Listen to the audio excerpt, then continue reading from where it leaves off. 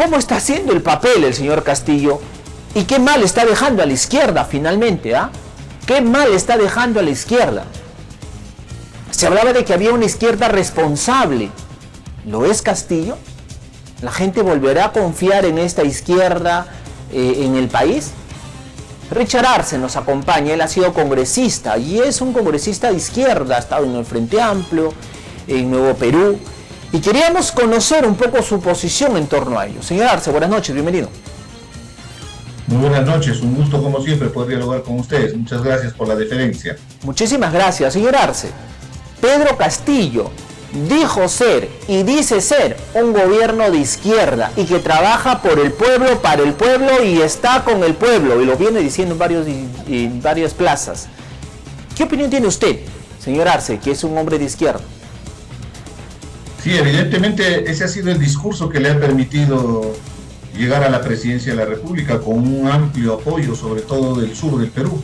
Yo me encuentro ahora en Apurímac y evidentemente regiones como Apurímac, Cusco, Puno, Arequipa, Ayacucho, la votación fue contundente y justamente porque supuestamente representaba la reivindicación de poblaciones tradicionalmente excluidas, ¿no? Que generaba mucha frustración al ver que la clase política, gobierno tras gobierno, los relegaba, los postergaba.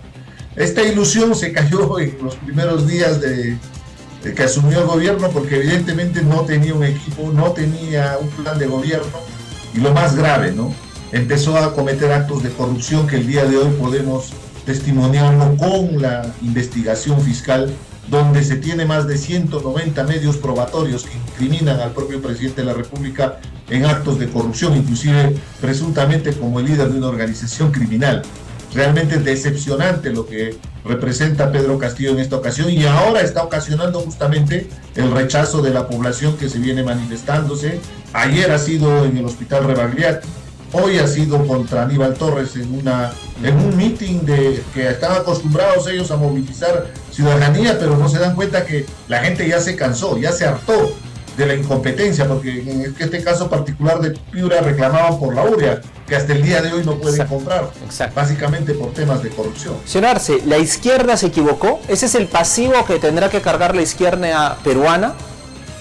Lamentablemente va a ser un pasivo que vamos a tener que cargar, una cruz, así como el fujimorismo carga la cruz de los años 90, cuando tuvo al binomio Vladimiro Montesinos y Alberto Fujimori en el gobierno, y no se puede negar de que trabajaban de la mano y de manera conjunta, porque siempre así es el pretexto, ¿no? Sí. Pretenden deslindar la responsabilidad acusando a Montesinos, ¿no? Pero de la misma manera, la izquierda el día de hoy, y cuando pasen los años, vamos a tener que cargar la cruz de una gestión deficiente, pero sobre todo corrupta. Cuando los anales de la historia nos cuenten en el bicentenario, dirán que ganó un gobierno de izquierda, pero automáticamente habrá una coma y dirá que es corrupto, porque ese va a ser el estigma que tendremos que cargar, lamentablemente, por la incompetencia, por estos actos vedados de corrupción que involucran inclusive a su propia familia, ¿no? ¿Y dónde están los demás líderes de izquierda? Sale usted hidalgamente, señor Arce, a reconocer y a hacer una autocrítica valedera, pero ¿dónde están los demás líderes de izquierda? ¿Dónde está Verónica Mendoza? ¿Dónde está Marco Arana? O sea, ¿dónde están los demás? La mayoría se subió al coche para hacer gráfico y hablar en lenguaje sencillo, ¿no? O sea, simplemente sirvieron de corifeo, que acompañaban al gobierno y que vendieron inclusive sus banderas de lucha por un ministerio, por un fajín. Y hemos visto varios casos de varios compañeros y camaradas que no han tenido ni siquiera los escrúpulos de arriar sus propias banderas de lucha y defender justamente a este gobierno corrupto. No tiene absolutamente nada que ver acá con una conspiración, como ellos pretenden hablar, y que si tú criticas al gobierno ya te convertiste en fujimorista o eres de la derecha. Acá las cuestiones objetivas y reales. Son prácticas. Acá hay corrupción. Y lamentablemente muchos de mis compañeros y camaradas prefirieron subirse en los cargos que ofrecía Pedro Castillo, y que después, por cierto, también simplemente los espectoró, para que se den cuenta que no había ningún plan de gobierno, ninguna propuesta estratégica a mediano plazo, a largo plazo para los 5 años de gobierno, ¿no? Al contrario, lo que ha hecho Castillo es rodearse de gente incompetente, pero también gente peligrosa, ¿no? Inclusive con prontuario. Ahí está Silva, ahí está Pacheco, todos los que están siendo investigados, el propio Bedel Camacho, que antes era mano derecha, ¿no? Entonces, habló de Montesinos. Han estado en el gobierno y han visto estas ignominias que se cometen contra el país. ¿Por qué no lo denunciaron o por qué no deslindaron? ¿Por qué siguen inclusive hasta el día de hoy con ese silencio cómplice, ¿no? Lamentablemente será una cruz que tendrá que cargar la izquierda, y asumo esa responsabilidad porque la tarea va a ser difícil, no va a ser sencilla confrontar justamente esta corrupción y sobre todo reconstruir una propuesta emergente como es una propuesta progresista de izquierda moderna, ¿no? Que esperemos un día tengamos la oportunidad de representar a nuestra nación. Efectivamente, Pedro Castillo como presidente representa aquella persona improvisada, aquella persona ignorante, y digo ignorante porque él mismo manifestó en una entrevista que no sabía que iba a llegar y no sabía cómo gobernar y que estaba aprendiendo, y aquella persona que comienza a ya tener algunos indicios de corrupción.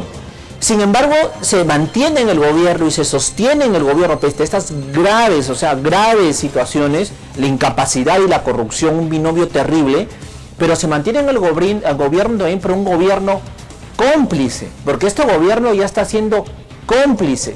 Hay muchos, ¿no?, que son de izquierda y que protegen al gobierno y en buena hora, porque dicen, oye, yo soy de izquierda, yo creo en el gobierno y me mantengo ahí, pero hay otros, y mencionó a Montesinos, voy a utilizar ese término, otros topos que están allí, ¿no?, avalando tras bambalinas a este gobierno, ¿no? Ayer sale, por ejemplo, el señor Nano Guerra diciendo de que han aprobado en la Comisión de Constitución el hecho de que los ministros censurados no ocupen nuevamente otros ministerios. Y a nosotros, ¿qué nos interesa esa norma cuando hay otras normas que están allí en Constitución más importantes para arreglar el país? Entonces nos comienzan a dorar la píldora y a prolongar más todo esta situación caótica que vivimos, señor Arce. El Congreso es cómplice. Definitivamente, justo ese es el punto de que la crisis se ha ahondado en estas circunstancias, ¿no? Porque tenemos un Congreso, un Parlamento cómplice con el gobierno desde un primer momento. Si tenían a Silva y había ya las denuncias periodísticas y se veía a lo lejos que ahí había tinglados, había un montón de chanchullos que venían haciendo en el Ministerio de Transportes y Comunicaciones, y recuerdo bien que algunos congresistas pretendieron interpelarlo, ni siquiera censurarlo, interpelarlo, que es parte de los mecanismos constitucionales, pero no había las firmas. Después nos enteramos que en el Congreso hay niños, niñas, hay congresistas topos, y que en estas circunstancias definitivamente el grado de responsabilidad no solamente recae en Pedro Castillo, recae también en el Congreso de la República, y como tú muy bien lo has graficado. Por ejemplo, a mí me causa profunda extrañeza que siga durmiendo el sueño de los justos la denuncia constitucional que ha presentado la fiscal de la Nación. Hace un momento se han pronunciado Lady Camones como presidente de la Subcomisión de Acusaciones Constitucionales, mencionando que el lunes se va a revisar, se va a recibir, se va a abrir el expediente, pero ¿por qué tanto tiempo? ¿Por qué esperar cuando hay suficientes información para iniciar el proceso, sabiendo que esto tiene también sus periodos perentorios, fácil 2 meses, hasta 3 meses, para poder tener una sanción, ¿no?, política? Ojo con ese detalle, porque los abogados de Pedro Castillo han estado construyendo otra narrativa, ¿no?, con la presunción de la inocencia, que evidentemente en un proceso judicial es un principio incuestionable, inclusive constitucional, que defiende los derechos de las personas. Pero en el tema político, la presunción de inocencia se traslada al Poder Judicial, y en el tema político se puede accionar. Y la propia Lady Camones ha sido actor y ha sufrido lo que significa una sanción política, porque salió un viernes unos audios y el lunes ya le estaban defenestrando de la presidencia del Parlamento, o sea, para que se pueda entender.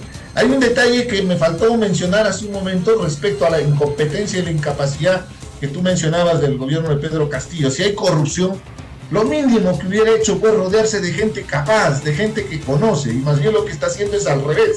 Ahuyenta a los técnicos, a los competentes, y se rodea de gente que no conoce el sector, y que uno empieza a sospechar y que evidentemente hay una premisa, ¿no? Rodearse de incapaces para tenerlos adocenados, ¿no? Para poder manipularlos y manejarlos justamente con otras intenciones subrepticias, ¿no? Eso es lamentable y grave para nuestro país, ¿no? Por eso todos estos escándalos de corrupción. Efectivamente, ¿no? El nivel de desconocimiento, por decirlo menos, nos lleva a este refrán, ¿no? En un mundo de ciegos el tuerto es rey, ¿no? Pero la poca visibilidad del señor Castillo nos está llevando a todos los peruanos a un precipicio. Señor Arce, mañana hay una marcha, por ejemplo, pidiendo ya, obviamente, la salida del mandatario. ¿Usted cree que ese es el único camino a seguir? Porque sale Castillo y entra Dina Boluarte. También tiene una posesión constitucional, pero si prospera lo de si se va Dina Boluarte, ingresa el señor José Williams, tal vez, ¿no? Si no eligen a otro de este Congreso cuestionado, tal vez elijan a un niño como presidente, peor nos diría. ¿Es la solución la salida de Castillo, cree usted? A ver, hay una sucesión constitucional, ¿no? Si procede el tema de la suspensión del presidente a través de las acusaciones constitucionales que ha presentado la fiscal de la Nación y las que tiene vigente el presidente, podría accionarse, o si hay una vacancia, ese es el mecanismo, hay un orden constitucional para la asunción de mando y la sucesión constitucional que te estoy mencionando, ¿no? Donde evidentemente se pasa por Dina Boluarte, eso no está tanto en cuestión. El tema de fondo es cómo llegamos a ese escenario donde justamente las últimas encuestas ven como única alternativa de que se vayan todos, como una expectativa de parte de la población. Tenemos un gravísimo problema, ¿no? Que el Congreso no asume su responsabilidad y están haciéndole el juego perverso a Palacio de Gobierno y están protegiéndolo indirectamente a Pedro Castillo. Por eso él se siente con todas las ínfulas, inclusive para insultar al propio pueblo que tanto se vanagloriaba durante la campaña y durante todos sus discursos, ¿no? Porque el día de ayer en Rebagliati habló justamente de ese pueblo, pero del pueblo que ya le llamaba la atención, que le gritaba y le decía corrupto, ¿no? Y respondió con una pachotada, diría, ¿no? Pensando que la gente que grita es porque es adversario de Castillo. No, hay indignación, hay múltiples necesidades. Exacto. Pero regresemos al tema de tu pregunta y definitivamente una movilización es importante, ¿no? En lo personal, yo te quiero expresar con mucha sinceridad. Evidentemente que los que convocan la marcha no son las personas idóneas, al contrario, son gente que más bien ha abonado para que el gobierno el día de hoy se victimice. Recuerda bien que ha sido la gente que no aceptaba los resultados electorales, porque una cuestión elemental, y se ha ido demostrando, porque no han presentado ninguna prueba, y soy político, he participado en procesos electorales y sé del profesionalismo que tiene la OMPE en conducir un proceso de elecciones. No hubo ningún tipo de fraude, además, al contrario, la brecha fue mínima, la diferencia, pero se respetan los resultados electorales. Y lo segundo, definitivamente su posición, ¿no? De no aceptar los resultados electorales nos ha llevado a esa situación de más bien polarización también de parte de esta oposición, yo diría hasta torpe, ¿no? Que nos ha generado todos estos problemas. El día de mañana ellos están convocando una movilización, es importante que la gente se manifieste. En lo personal me gustaría participar, pero tengo mis serias objeciones con las personas que están convocando, porque no es una convocatoria genuina, pues. Es más, yo percibo que es una forma justamente para sus agendas particulares, ¿no? Son gente inclusive de extrema derecha y estamos cansados en el país. Tenemos un gobierno de extrema izquierda, no vamos a pretender darle el espacio al otro extremo, a la extrema derecha, que justamente coinciden en temas muy sensibles.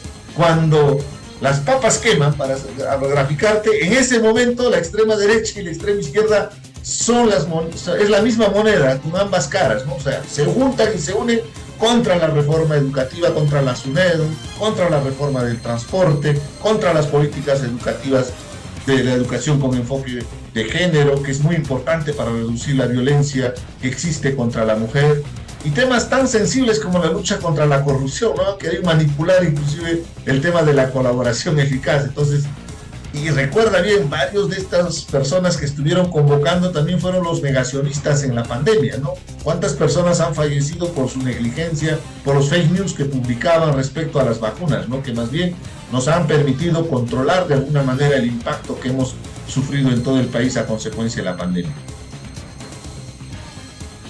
estar esta noche con nosotros y también conocer la posición pues de la izquierda, al menos de la izquierda que de alguna manera ve de manera distinta la realidad del país, la realidad evidente, esa realidad inocultable de lo que estamos viviendo. Muchísimas gracias, señor Arce. No, un gusto, esperemos que salgamos de esta situación. Si bien es cierto, presentamos un panorama muy complejo, pero yo estoy muy motivado de que los peruanos somos capaces de salir adelante y enfrentar estas vicisitudes de la vida, ¿no? Y podemos sopesar esta situación y pensar en nuestro país. Yo creo que la movilización ciudadana es muy importante. Se va a ir dándose y seguramente en próximas movilizaciones estaremos participando activamente. Muchas gracias por la oportunidad. Muchísimas gracias, señor Richard Arce, congresista de la República, un hombre de izquierda. Vamos a una pausa comercial y regresamos para hablar de Vallejo.